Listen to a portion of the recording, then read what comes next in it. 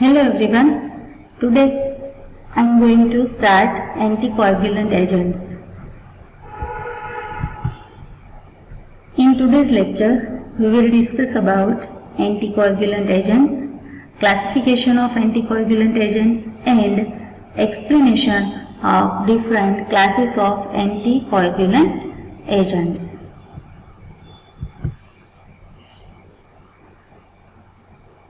Anticoagulants, these are the substances that prolong the coagulation time of blood, right? As name indicate, anticoagulants, that means inhibit the coagulation or substances that prolong the coagulation time of blood. They are usually administered to patients with acute myocardial infarction, long-term therapy after acute myocardial infarction, and prophylaxis and treatment of pulmonary and venous thrombosis. Okay. So let's see what is pulmonary embolism as well as venous thrombosis. Venous thrombosis is a blood clot that is called thrombus that forms within vein, right? Venous thrombosis is nothing but the formation of thrombus or blood clot within the blood vein. Thrombosis is a medical term. Now what is thrombosis? Thrombosis is a medical term for a blood clot occurring inside the blood vessels, right? Blood clot, word blood clot is a nothing but the thrombosis in the medical language, or thrombosis is the medical term for the blood clot that formed inside the blood vessels, right? So thrombosis is nothing but the formation of blood clot within vein, right? Within blood vessels. Venous thrombosis, that means formation of blood clot within vein. A classical venous thrombosis is deep vein thrombosis, right? DVT, deep vein thrombosis. Deep vein thrombosis can break off, that is embolize, and become a life-threatening pulmonary embolism, right? That deep vein thrombosis can break off, that means blood clot can break off and embolize, that means becomes into the circulation and become a life-threatening pulmonary embolism. That means this blood clot embolize into the pulmonary system and becomes the life-threatening condition, that is pulmonary embolism. The condition of deep vein thrombosis and pulmonary embolism are referred to collectively with the term venous thromboembolism, right?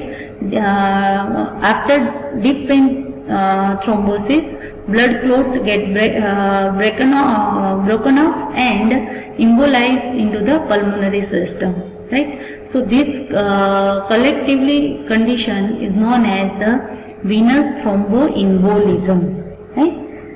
The majority of clinical reports have demonstrated that anticoagulant therapy lowers the mortality rate, right, and prevent significant number of clinically detectable thromboembolic complications, right, in the first 4 to 6 weeks after cardiac infarctions. This deep vein thrombosis as well as pulmonary embolism affect the cardiac function, right, like blood pressure, cardiac rhythm, as well as heart rate, right, cardiac output, then peripheral resistance on the blood vessels, right. These all functions of the cardiovascular system get affected by the deep vein thrombosis as well as pulmonary embolism, that is venous thromboembolism. So when cardiac infections occur due to this type of condition, then anticoagulants are prescribed, right, and they are clinically effective in the first 4 to 6 weeks after cardiac infarction. Let's see classification of anticoagulant agents. Anticoagulants are classified into three classes: heparin based anticoagulants, oral anticoagulants, and miscellaneous agents. Heparin again classified, or you can say different heparin can be used as anticoagulants are low density heparin, high density heparin, and newer heparin, that is fundaparinux. Newer heparin is fundaparinux. Then oral anticoagulants. Oral anticoagulants again divided into two classes: coumarin derivative and indane-dione derivatives. Coumarin derivatives are warfarin and dicumarol. Right? These are the example of coumarin derivative: warfarin and dicumarol. These oral anticoagulants are very important. Right? They are clinically used. So, warfarin and dicumarol are coumarin derivative which are oral anticoagulants. Examples of indane-dione derivatives are phenydione, anisindione, diphendione, etc. Right? Then miscellaneous agents include direct thrombin inhibitors, then direct factor 10A inhibitors, and antiplatelet agents. Examples of direct thrombin inhibitors are lepirudin, desidudin, and ergotroban. It is the newer drug ergotroban, right, which is clinically used direct thrombin inhibitors as anticoagulant agents.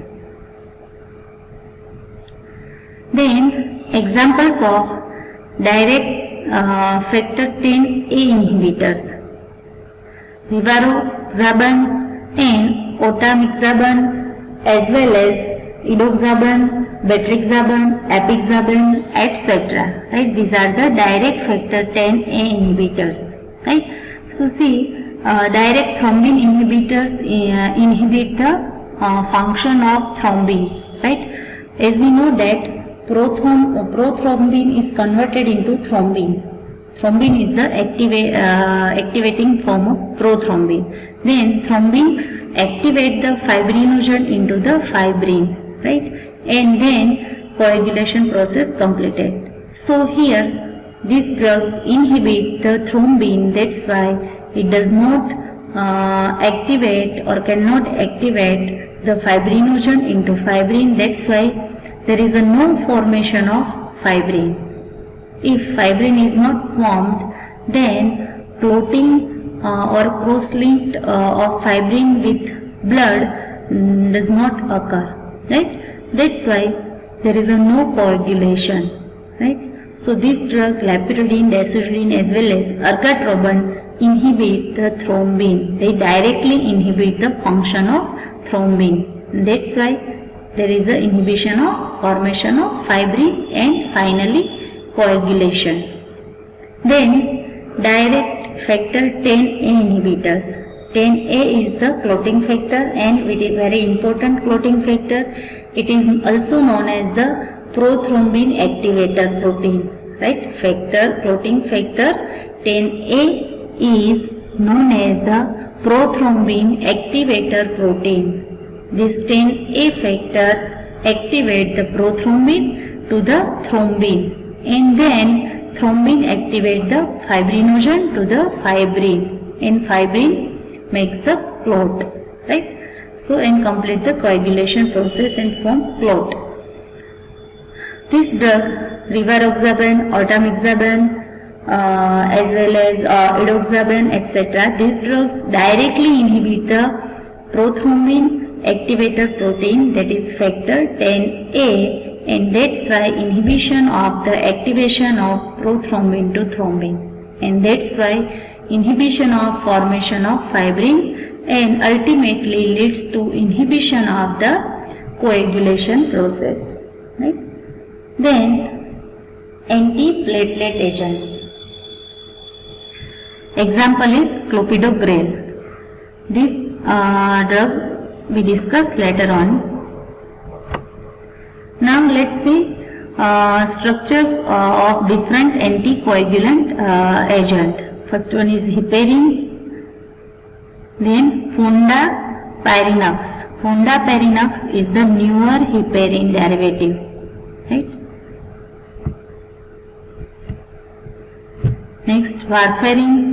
Structure of warfarin and dicumarol. These are the oral anticoagulants, and in oral anticoagulants they are coumarin derivatives, right? These are the coumarin derivatives. This one ring having a fused ring system having one heteroatom oxygen and one hydroxyl group and double bond oxygen. This structure is known as the coumarin, right? So this is the substituted coumarin compound warfarin and dicumarol that contain the two molecule of the coumarin, right? That's why it is known as the dicumarol. Two molecule of coumarin are composed with each other, right? They condensed with each other and form the molecule dicumarol. Next, phenandione and anizindione. It is indendione derivatives of oral anticoagulants, right? This structure is indendione, right? Indendione or indione. They are known as the indendione derivative, right? Indendione derivative. This benzene ring fused with this 5-member ring, that is indane ring, right? Indane ring, remember 6-member benzene ring fused with the 5-member ring, that is the indane ring, and to the indane ring two carbon are the part of carbonyl group. That's why dione, indane dione derivative. Both contain this structure, right? In phenandione to the indendione ring, phenyl ring is attached, and that's why it is phenandione. And here in indendione structure, this one is this structure, that is anisole is attached, right? Ring, benzene ring having the methoxy group, right? OCH3, right? So it is anisole, and this anisole is attached with the indendione ring. That's why it is anizindione. Next, ergotroban. Ergotroban is direct thrombin inhibitors, right? It is a complex structure, right? It contains the sulfonamide group as well as piperazine ring, which has the carboxylic acid group, guanine molecule, right? So it is a complex structure and it is direct thrombin inhibitor, ergotroban. Then rivaroxaban, it is direct factor 10A inhibitors, right? It is also a large structure having different heterocyclic ring. This one is thiophene ring, which is attached to the chlorine atom, chloride group, as well as amide function. This amide function linked to the oxazole ring, right? Oxazolidine ring, and it is here double bond oxygen is present. That's why oxazolidine non-ring, right? This oxazolidine ring is again attached with this phenyl ring, and this one is again attached with the oxyazine ring, right? So it is rivaroxaban. It is direct factor 10A inhibitors. Last one is antiplatelet agent, that is clopidogrel.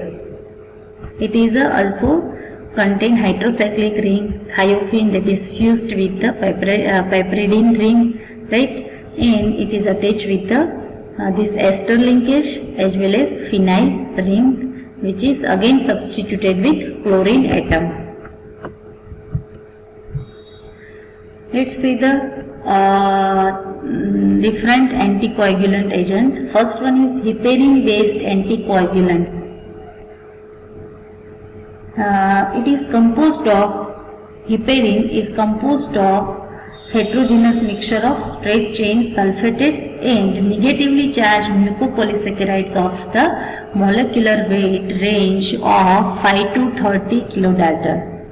First of all, the heparin anticoagulant are represented by the variety of structure, including natural heparin sulfate, right? That is lines the vascular endothelium, unfractionated heparin, low molecular weight heparin, and most recently the synthetic polysaccharide fundaparinax, right? Then this heparin composed of heterogeneous mixture of straight chain sulfated and negatively charged mucopolysaccharides, right? It is a polymer. See the in structure, it is a polymer, and indicate the number of these units are again attached with each other, right? And molecular weight of heparin ranges from 5 to 30 kilodalton. It is isolated from bovine lung and porcine intestinal mucosa. Bovine and porcine are the animals, right? So heparin can be isolated from the lung of bovine and intestinal mucosa of porcine, right? Heparin is also called heparinic acid, right? It is an acidic molecule and it is similar to the chondronin and hyaluronic acid. Chondronin and hyaluronic acids are the biological molecules which are produced by our body, right? And they are dietary supplement. The polysaccharide polymer chain heparin is a member of the glycosaminoglycan family of carbohydrates, right? And it consists of variably sulfated repeating disaccharide unit, right? This one. The most common disaccharide unit is composed of sulfated L-iduronic acid, right? L-iduronic acid, either L-iduronic acid or D-glucuronic acid here, right? This one is the sulfated iduronic acid, and here sulfated iduronic acid, it may be L-iduronic acid or D-glucuronic acid, right? And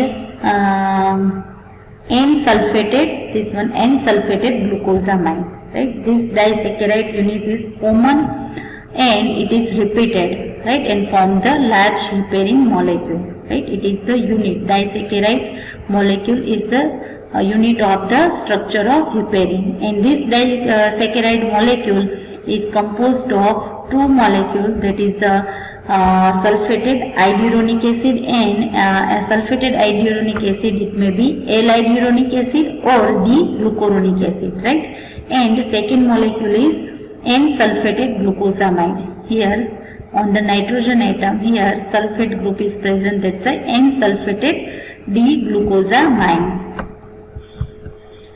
See the mechanism of action of heparin. Heparin activates the antithrombin 3, right? Antithrombin 3. Heparin accelerates complex formation between antithrombin 3 and factor 10A, 9A, 10A and 11A, as well as with thrombin, right? So antithrombin, when attached with or make the complex with different clotting factor like prothrombin as well as factor 10, 10A, 11A, right? And that inhibit the coagulation process, because clotting factors are involved into the complex formation with antithrombin. They are not free to participate into the coagulation cascade, right? So heparin activate the antithrombin 3 and accelerate the complex formation with prothrombin and other clotting factors. Right? Antithrombin 3 is nothing but the alpha 2 globulin and that neutralizes the thrombin. Right? And as we know that thrombin is required to convert the fibrinogen to fibrin. Right? And finally formation of clot.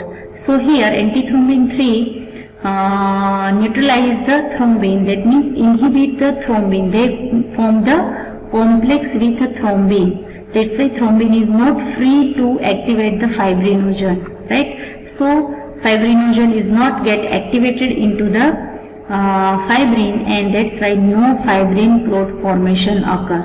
That's why delay of the coagulation process, or you can say inhibition of the coagulation process, right? In the absence of heparin, this complex forms slowly, right? Complex formation between antithrombin and prothrombin, right? In absence of heparin, it is slow, right?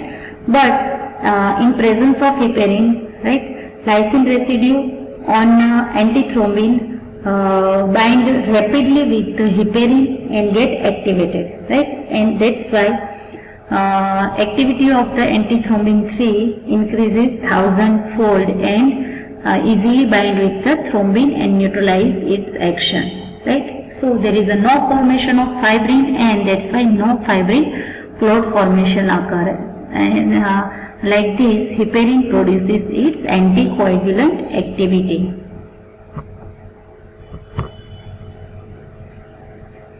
These are the different heparin. High molecular weight heparin, right? Standard heparin is unfractionated and contains mucopolysaccharides ranging from molecular weight 5 to 30 kilodalton, right? This group of compound has high affinity for antithrombin 3, right, and cause insignificant in vivo anticoagulant effect. And also, activity of high molecular weight heparin is not selective. It accelerates interaction of antithrombin 3 with both thrombin and factor 10A, right? They accelerate the interaction of or making formation, formation of complex of antithrombin 3 with prothrombin as well as with factor 10A. Then low molecular weight heparin. The low molecular weight heparin typically are in the 4 to 6 kilodalton molecular weight range, and they are isolated as fractions from heparin using gel filtration chromatography or differential precipitation with ethanol. Right? Low molecular weight heparin are isolated from the high molecular weight heparins, and they can be prepared by using gel filtration, chromatography or differential precipitation with ethanol. The low molecular weight heparins have more favorable pharmacokinetic and pharmacodynamic profile, right, relative to the standard heparin. Mechanism of action of low molecular weight heparin is similar to high molecular weight heparin, right? But this one is more selective as compared to high molecular weight heparin in its action. The low molecular weight heparins have more targeted activity against activated factor 10A and less against activated factor 2A thrombin, right? Then newer heparin development, that is the fondaparinux, right? The many recent studies involve heparin have been directed towards either increasing oral viability or decreasing unwanted side effects. So, after some analysis of some structure analogues, fondaparinux is discovered. It is a prototype of novel class of anticoagulant with significant advantage compared to their structurally related heparin. Based on the active site of the heparin, fondaparinux is a synthetic, highly sulfonated pentasaccharide, right? And the immediate advantage of Fundaparinux is that as a synthetic, its composition will not change, right? Which results in improved pharmacokinetic and more selective anticoagulant activity. Then, coumarin anticoagulants. First of all, oral anticoagulants, right? These are also known as the indirect acting anticoagulants, right? They are generally used for long-term prophylaxis by oral route and biotransformed in liver. And metabolites are mainly eliminated in urine, right? These agents are widely used in secondary prophylactic treatment of venous thrombosis or pulmonary embolism, right? To prevent reoccurrence or extension of venous thrombus formation. These oral anticoagulants are again divided into two classes, coumarin derivatives and non-diamine derivatives. So, coumarin anticoagulants or coumarin derivatives. In this series, dicumarol was first isolated drug from this class, right? And it was isolated from hair, that is sweet clover. And related drugs are synthesized by modification of dicumarol molecule. One of these, warfarin, was most potent and is now drug of choice for maintaining an extended anticoagulant status. Then mechanism of action of coumarin derivative. These are known as the vitamin K antagonist, right? These drugs are known as the vitamin K antagonist, right? This drug produces their effect on blood coagulation by interfering with cyclic interconversion of vitamin K and vitamin K2,3 epoxide, right? Due to this blockage of interconversion, here see interconversion is blocked, right? Carboxylation of specific factors such as 2A, that is thrombin, 7, 9, 10 does not take place, right? And hence these factors does not get activated, and due to this inactivation, coagulation process inhibited, right? This mechanism we have also seen in the mechanism of action of vitamin K, right? As we seen in that vitamin K hydroquinone form is converted into vitamin K2,3 epoxide during the carboxylation of different clotting factor, right? Decarboxylated protein factor to the carboxylated protein factor, clotting factor, right? During this process, carboxylation process, vitamin K act as cofactor and this interconversion occur. Simultaneously, this vitamin K2,3 epoxide get reduced, right? And form the vitamin K quinone. Then quinone again reduced and form the further vitamin K hydroquinone. This is the mechanism of vitamin K. But this interconversion is blocked by the drug warfarin, right? Vitamin K cannot convert into vitamin K2,3 epoxide. That means this conversion is dependent on the cofactor vitamin K, that will also does not occur. That means there is no activation of the clotting factor, right? And that's why there is a inhibition of the coagulation process. So it is the mechanism of action of coumarin. Simply remember that this oral anticoagulants act as or are known as vitamin K antagonist. They interfere with the action of vitamin K during the conversion of or during the carboxylation of the clotting factor, right? So this drug inhibits the vitamin K. That's why the vitamin K dependent conversion of the different factor to activated factor does not occur, and that's why different clotting factor are not get activated, and that's why inhibition of the coagulation process. Uses of coumarin anticoagulants. They are used in pulmonary embolism or deep venous thrombosis. Also to prevent thrombosis in those with artificial heart valve, right? In warfarin, the LIVO S isomer of warfarin was found to be 5 to 8 times more potent than dextro R enantiomer, right? Anything that can cause vitamin K deficiency increases the response to anticoagulant effect of warfarin, right? Because they are the vitamin K antagonists. That's why vitamin K deficiency leads to the increase in effectiveness of anticoagulant activity. During pregnancy, vitamin K dependent factors are increased, resulting in decreased response to warfarin. Adverse effect of coumarin anticoagulants. The only common side effect of warfarin is hemorrhage, that is bleeding, right?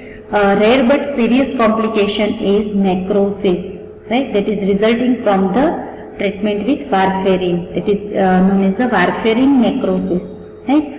Another rare complication that may occur early during warfarin treatment, right? Usually within 3 to 8 weeks of the treatment, is purple toe syndrome. It is also related to the osteoporosis related fracture. Then synthesis of warfarin. First of all, 1,2-hydroxyphenylethanol, right? This one is the this one is ethanol, right? Consider it is a basic structure. Ethanol CH3CO, that is ethanol, and to the ethanol on first position or first carbon of carbonyl group, phenyl ring is attached, right? So one ethanol, one phenyl ethanol, but to the phenyl ring again on second carbon, 1, 2, second carbon OH group, hydroxyl group is present, that's why 2-hydroxyphenyl. So on ethanol, on first carbon of ethanol, 2-hydroxyphenyl group is present. That's why 1,2-hydroxyphenyl ethanol. This one is react with diethyl carbonate. This one is the diethoxy carbonate, right? And in presence of sodium ethoxide or etholate. So it produces the intermediate, this 1,2,3-ethoxy 3-hydroxyallyl phenol. Then this is converted into cyclization occur here, cyclization occur and converted into 5-hydroxycoumarin, right? 4-hydroxycoumarin. This one again reaction with this molecule. That is 4-phenyl but3 in 2-on, right? Or you can say 2-butanone, right? It is converted into warfarin. Then next class is 1,3-indandione anticoagulants. They have been recognized for their anticoagulant activity. They produces the metabolites that cause red-orange coloration of urine. The chief disadvantages of these drugs are patient develops rashes, pyrexia and leukopenia.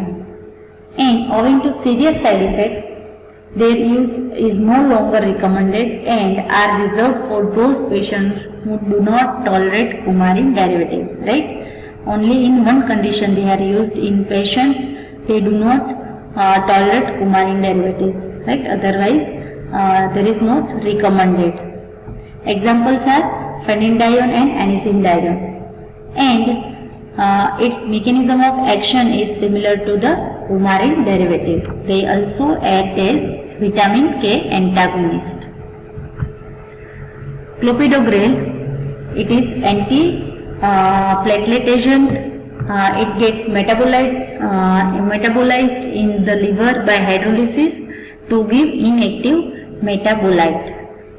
Also metabolized by cytochrome P450 enzymes and form 2-oxoclopidogrel. Right? Mechanism of action.